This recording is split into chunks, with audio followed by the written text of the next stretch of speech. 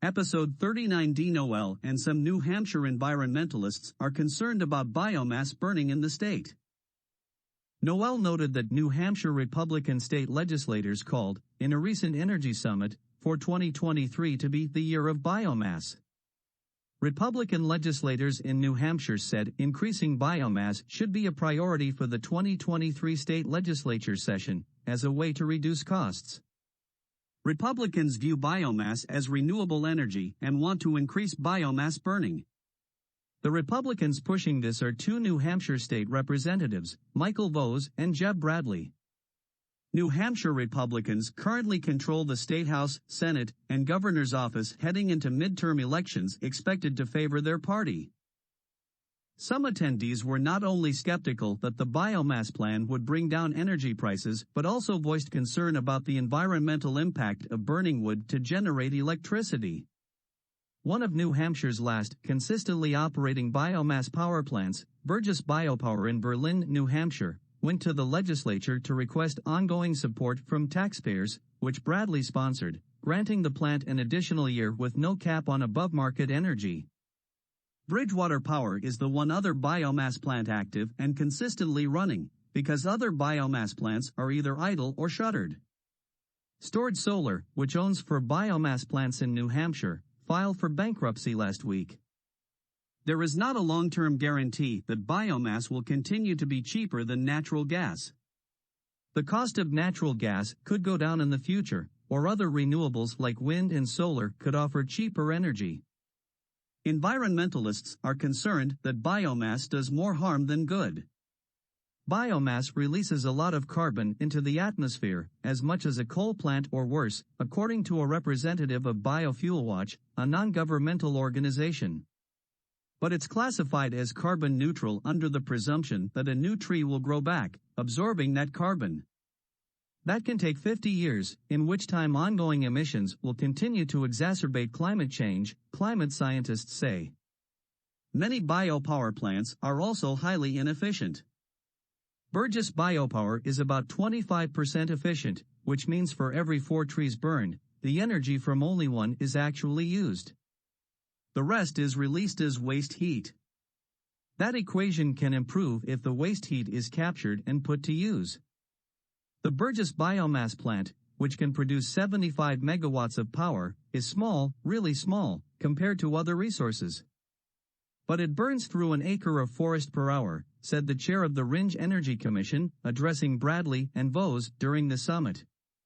Climate scientists are telling us that we have to stop burning things for power if we want to survive. And when we're burning at 20 to 30% efficiency, we are doing ourselves no favors.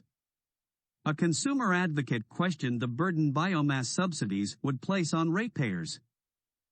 Is it fair to pursue that on the backs of utility customers who are captive customers, he said. I would say maybe not. Mary noted that the focus of residents against wood smoke emission particulates, ROSEP, is on the health effects to near neighbors of living next to residential wood burning, in those hyper-localized areas where the source of particulate pollution, PM2.5, is concentrated. PM2.5, particulate matter of 2.5 micrometer size, is the perfect size to infiltrate the human lung, causing a cascade of human health problems. Wood smoke consists of 90% PM2.5.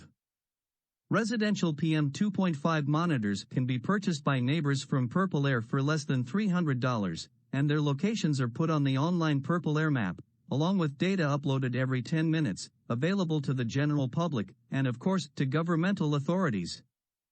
Neighbors of residential wood burners would like their Purple Air PM2.5 monitor data to be used to regulate and shut down residential wood burning detected at neighbors' fence lines that exceeds the World Health Organization, WHO, standards of 5 micrograms per meter cubed or future U.S. standards of 8 micrograms per meter cubed. There could even be court-ordered monitoring using a neighbor-owned Purple Air PM2.5 monitor as a breathalyzer, similar to car breathalyzers court-ordered for repeat drunk drivers, to turn off the ignition of a neighboring indoor wood stove when levels of PM2.5 in a near neighbor's yard is exceeded.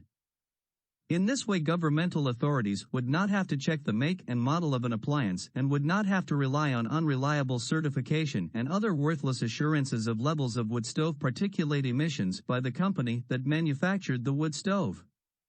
Purple Air monitors also provide data every 10 minutes 24 hours a day, and data can be downloaded from the map by governmental authorities the day after the PM 2.5 levels are exceeded, during normal government working hours. Purple Air PM 2.5 monitors are so reliable and accurate they are put on U.S. Air Now smoke and fire maps alongside $100,000 Environmental Protection Agency, EPA, monitors, correlated to the EPA monitors with a simple mathematical formula.